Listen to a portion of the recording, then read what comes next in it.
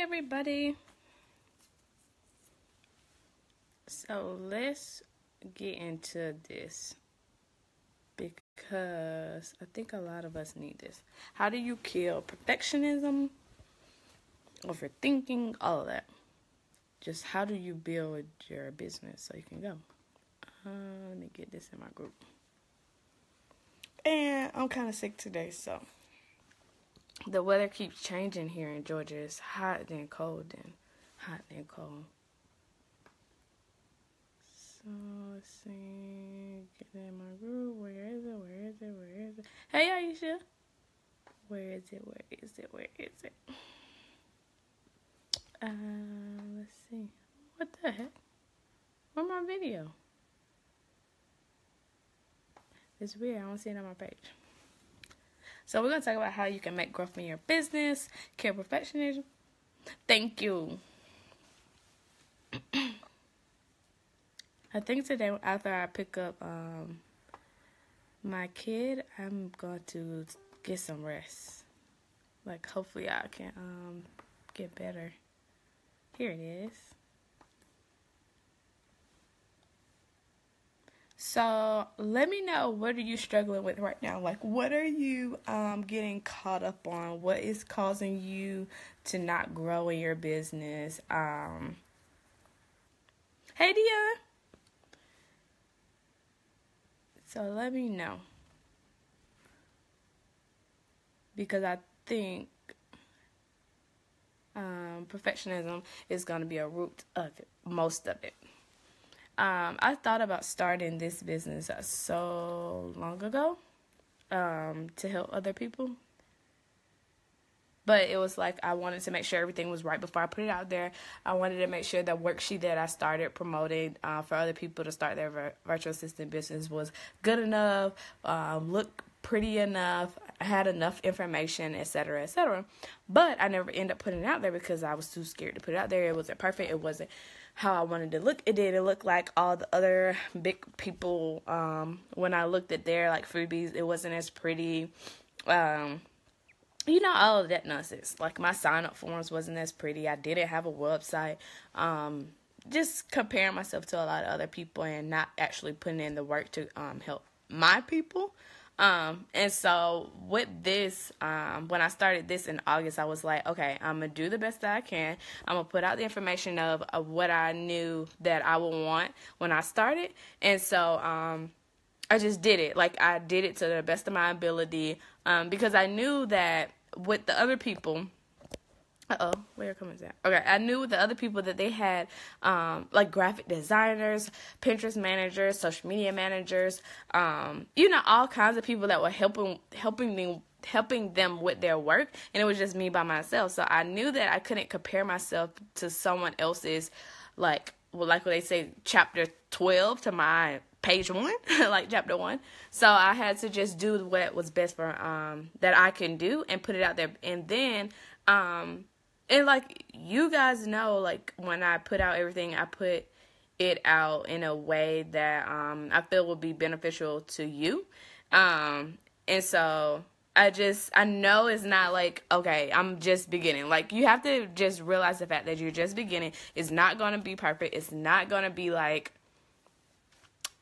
how can we compare ourselves to Coca-Cola? Like, they've been in business for a long time. Like, they have been through their ups and downs. They have other people helping them out. Like, we can't compare ourselves to somebody else who's been doing this for 4 years, 3 years, even 1 year. If they're ahead of you, then they will be in a different place than you.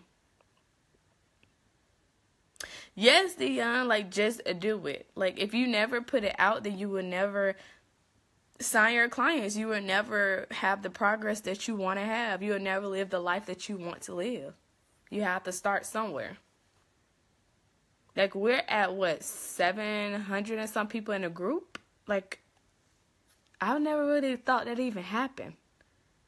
When I hit 100 people, I was like, what the heck? But everyone has to start somewhere. And so what I would say is, to kill perfectionism, give yourself a deadline. So say, okay, I'm going to work on this certain thing for 2 days, 3 days, a week, or whatever you want to say, and I'm gonna put it out on that day. Like, it will be no excuses. I'm gonna do it and just leave it at that. You know you're doing the best that you can, and you know you'll grow as you go on, so just do it. Because if you guys are anything like me, I know that I will critique something until the death of me. Like, if I would only put out content that I thought was perfect, none of this would have happened. Like, everything that I put out, I always be like, this could have been better. I could have done this. I wish I had someone I could hire out to do this, put this together. And it's like, if I do that, then I won't help you guys. Like today, I'm sick. I could have been like, okay, I'm not going to do it live today because I feel like crap. But I was like, nope. I think they need to hear this because I know I would have needed to hear this when I was starting to. Like, just do it. And then once you start doing that, and just always give yourself a deadline and say, I'm going to do it on this date, and you continue to do that, you'll look back and you'll be like, oh, I really have grown. And our point of doing all this is to get clients. And so if we don't do it, then we won't have clients and we won't have a business. So we have to do it. So what are you guys struggling with? What's keeping you from making progress? Keeping you from taking action? What's stopping that? Let's work through that. I think I'm going to put out, I think I want to do like a video, one of these where I do like coaching questions, like questions and answers. You guys drop questions and then I just answer them. Or I might do a post and you guys just drop questions and I answer them. Because I want to hear from you. But the way to kill perfectionism is give yourself a deadline and it's non-negotiable. Like, you're going to do it on that date and it's no questions asked, no excuses. It's just going to happen. And put it out.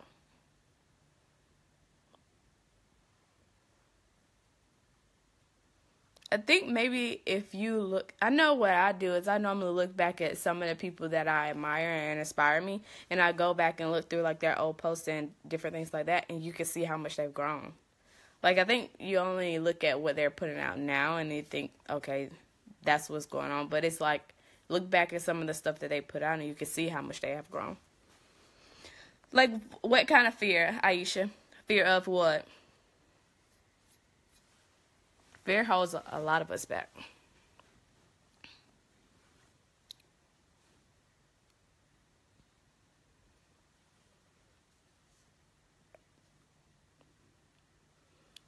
Let's talk through this. Dion, did you put your price sheet together?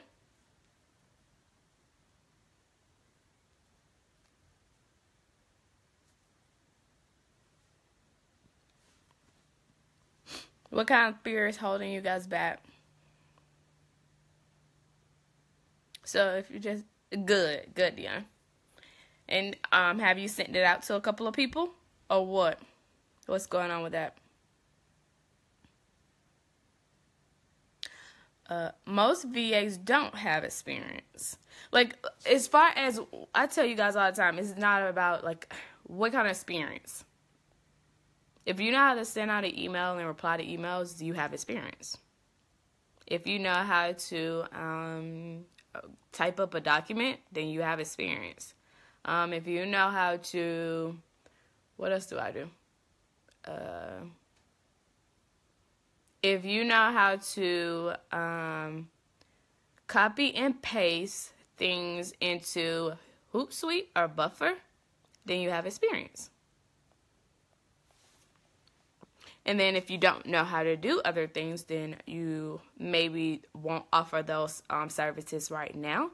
Or you can start playing around with things in your own business and then offer those services later. So as far as, for me, I started growing my email list and started growing my Facebook group. So now I can help other people do that because I now have the social proof that I've done that. I grew my group August, September, October, November. It's not even 3 months yet, and we're like 7 something. And then I have over 800 people on my email list in the same like 3 months. So now I can offer that service. A lot of people need research, Aisha. I had spoke with a client that she wanted you to just look up a booking, like speaking engagements, workshops that you can go speak at, different things like that, so you have experience. Just talk to people. They will tell you. And then most of them, like, I think in the group there was a post asking about social media management, and a lot of people think you have to create the content to be a social media manager. You don't. I handle social media management for one of my clients, and all I do is copy and paste and put the things in scheduler. So it's not hard. You just have to get out there and talk to people, figure out what they are struggling with, and help them. And then one of my other clients, she wants me to, what does she want me to do? I can't even think right now. She wants me to save her Facebook Lives to YouTube, which I do with my Facebook Lives. And which I learned how to do that because I Googled it. I just said, how do I save my Facebook Lives to YouTube? And it gives you a 1, 2, 3 step. And so now I know how to do that. So you have experience. If you just get out there and talk to people and see what they need your help with. Oh, excuse me, guys. I'm so sick. And like I tell you guys all the time, I'm a project manager for a small business, and I have no education experience in project management at all. And I've been doing that for almost a year. What I do is I work with the client. So if I speak to the client and I see that I have a package that will fit their needs, then I'll do that. If I speak with them, I see that they only need 1 or 2 services, then I'll do that. So all my stuff is personalized. And you'll see that a lot when you start talking to clients. Like most of your services will be personalized. And like I tell you guys, I use my hourly rate to make the packages. So if they say they need this task, this task, this task. Let's say they need email management, social media management. I think I have one client for that. And then I don't really have a package per se for that because they're kind of a little bit different. But I would say, okay, I'll use you. You can buy a package of this many hours for this much. So these many hours for this amount of money. And then we can use it that way. But my number one thing is how much time would I spend with this client? That's how I figure out everything. Like, how much time will I invest in this client? And like I tell you guys in the beginning, I messed up. I undercharged myself a couple of times because I didn't know, because I didn't actually do it before. I knew I could do it, but I have never like actually did it for a client. So I estimated. I just said, okay, here, we'll do this. And so I undercharged myself, but I knew the next time, okay, it will take more amount of hours, so I'm going to charge my next client a higher rate. And so that's all it is about. It's just like testing and learning. Like, you try things and you just do. You just do. You just get out there, talk to people, figure out what they need, and let them know how you can help them. And then you just estimate, or you have a package, or you make a package for that client, and that's it. Okay, good, Dion. So that's all I do. I really, when I go in to talk to a client, I send them my menu that I tell you guys that lists all my services, and then it has my hourly rate at the bottom and like my most bought package. I put those on there so they can kind of have a like a ballpark figure estimate of how much I charge, and then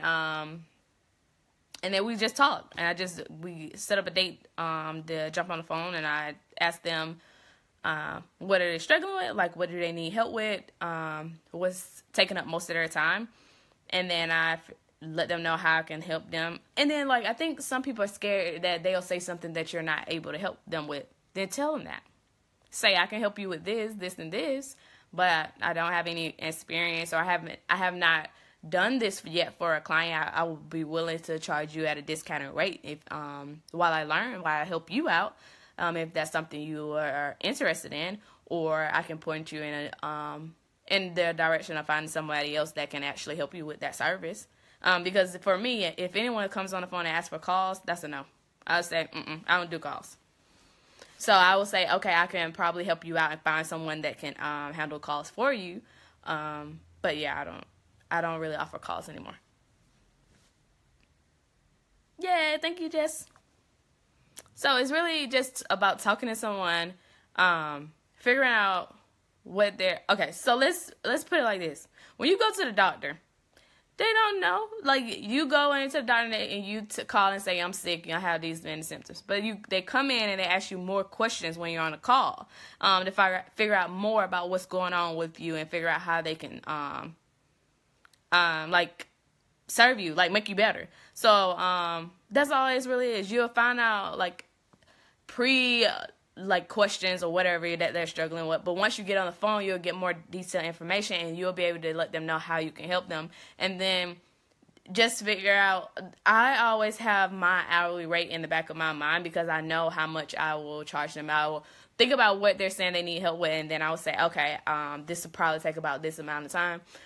Or you can say, I'll get back with you with a proposal and send it to them that way. But it's just a person. Yeah, yes, Jess. Like, they will understand if you don't know how to do that. That's fine. That's completely fine. And then it's one or two ways. Maybe they'll want someone who has experience with that, or maybe they will like you and say, okay, I'll go with the discounted rate and we can work through it together. It's just one or two options. And I've done both. So, I think, did you guys have any other questions? What time is it? Oops, I gotta go. But yeah, just think about it. It's just a conversation. Nothing has to be perfect. When people come to you, they are so overwhelmed with so much the different things that they have to do. They really just want to vent and let you know, like, okay, my God, this is driving me crazy. And so you just tell them how you can help, and tell them how much it'll be. Let them know if you're not experienced with it, and just tell them and point them in the right direction, or maybe they will work with you while you learn. But that's pretty much it. Just get out there and talk to people. It doesn't have to be perfect. In the beginning, when I first started with my clients, it was not perfect. As far as when people say, okay, what do I need to get set up before I start talking to clients, I didn't have anything set up. I'm trying to remember if I even had my contract or anything, because my only focus was to get a client. I don't think I had a contract or like a welcome packet or anything.